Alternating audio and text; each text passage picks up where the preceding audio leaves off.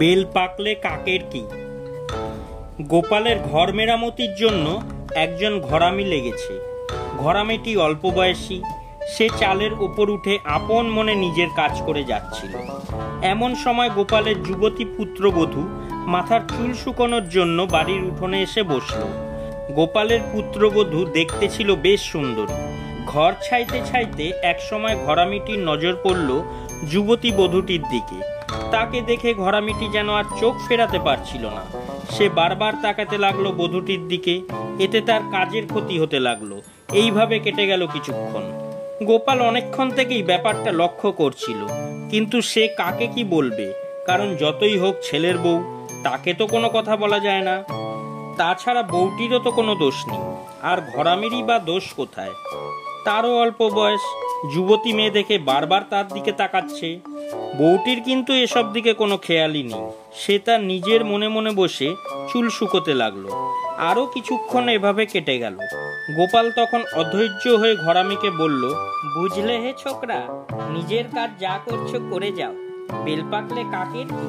গোপালের কথার অর্থ বুঝতে পেরে ঘরামি খুব লজ্জা পেল।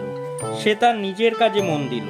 আর গোপালের পুত্রবধূ শ্বশুরের এই ইঙ্গিতপূর্ণ কথা শুনে লজ্জা পেয়ে ছুটে ঘরের মধ্যে পালিয়ে গেল।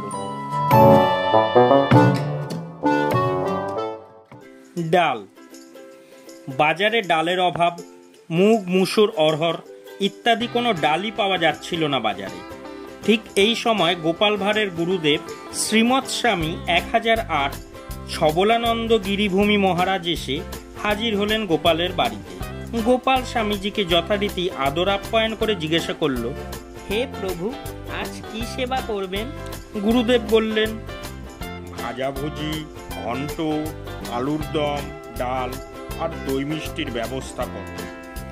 গোপাল মাথা চুলকে বলল, প্রভু, ডাল বাজারে পাওয়া যাচ্ছে না, ডালের বদলে ছানার ডালনা রান্না করতে বলি। গুরুদেব তা শুনে হেসে বললেন, বেশ বেশ, ভাজাভুজি, ঘন্ট, আলুর দম, ছানার ডালনা আর ডাল হোক।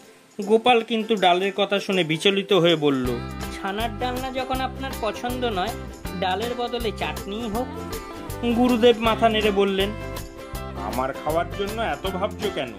ভাজাভুজি, ঘন্ট, আলুর দম, চাটনি আর ডাল হোক, তাতেই আমার বেশ চলে যাবে। এবার গোপাল মনে মনে চটে উঠল, কিন্তু গুরুদেবকে তো আর কিছুই বলা যাবে না।